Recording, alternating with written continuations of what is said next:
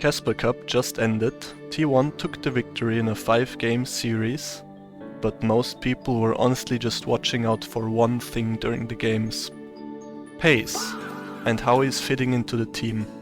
Obviously every T1 fan was wondering how he was gonna perform, and if he can fill the shoes of Guma.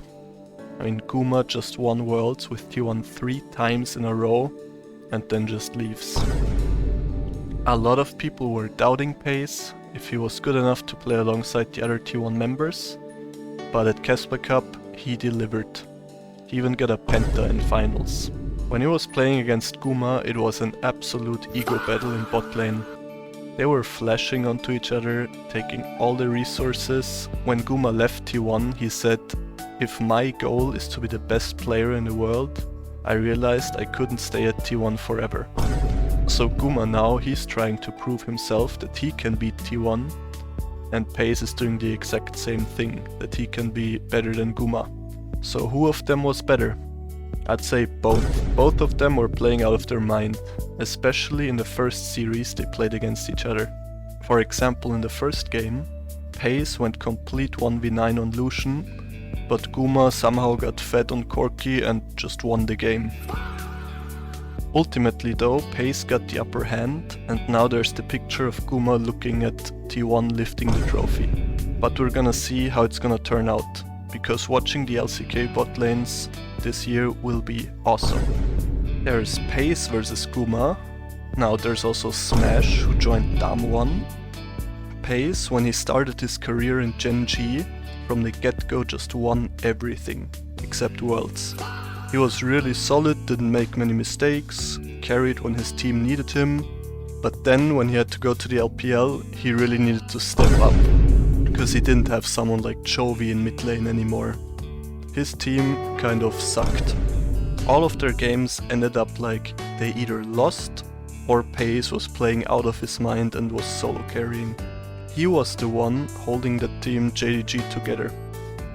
They finished 5th place, which is really disappointing, but it was definitely not PEYZ's fault. He was still one of, if not the best ADC of the LPL last year. And with that, his playstyle changed. In that team, he really needed to play more aggressively and sometimes go limit test to pull off some wins. And that aggressive playstyle really fits well with T1, especially Keria.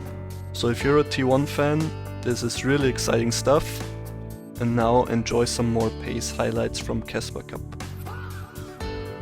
Sidestepping the knock up there at Showmaker, as Lucid being so tricky, goes into the stealth and is able to keep himself alive, and now PEYZ in a little bit of trouble, but now looks to turn it around. There it is. Smash, do you have any buttons? The answer is no, but he does have a short fuse. Lucid able to help out as he gives a thumbs up to Faker. Counter gang. Counter gang position is absolutely fantastic. His owner's going to be moving in now. Keria could be in trouble yet again. There's the damage out of Smash. They're going to grab another one. Here's the aftershock value, ladies and gentlemen, as Korea wasn't taking any damage for a few moments in that one, as now Owner is looking for Smash. The barrier comes through and he gets behind the wall. Is Smash going to survive? Yes, he is, as that is 3-0 so far. Lucid gets flashed on, but Warrior Trickster, and PEYZ is unable to lock down the kill. Now Battle Nami is looking for it. Can he get it? As there's the barrier to come on through, and Smash goes down. Now Korea doesn't have the aftershock and he's going to fall. The Slurkle, all the rest of the team, are they going to be able to get in here? There's the flash pop plus 1-3, but the encore is fantastic. Glacial Prison goes wide, and PEYZ is able to take down Guma.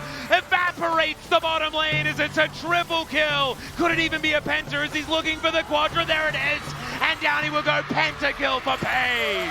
A penta for PEYZ at T1. He's going to see the Crocodile as that's a great handshake onto Korea. He is likely to go down as the Solar Flare does connect. My God, the AoE damage as Mega Inferno Bomb comes through. The Supreme Display of Talent does barely anything at all though, but now Shiu gets in there and just tears them all apart. He might be going down though as PEYZ stays alive. He picks up a triple, and Showmaker, he has to connect a charm or something if he wants to take this, but it does not work. It's a quadra, and it's only Smash left alive.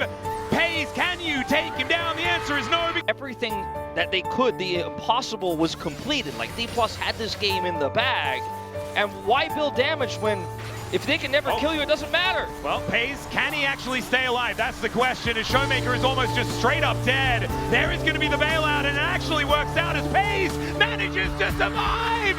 He flashes out at the last second after Keria saves his life.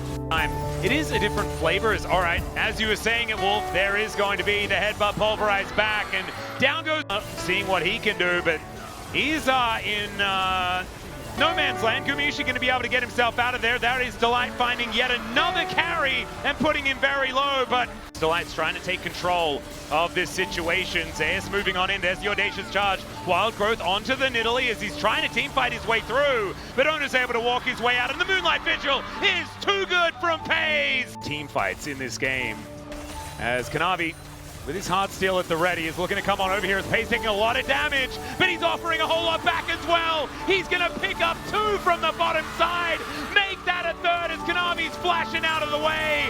And we hadn't certified it yet, Wolf, but I think the certification is coming in now. Quadra kill to start it off. Can he get the 5th?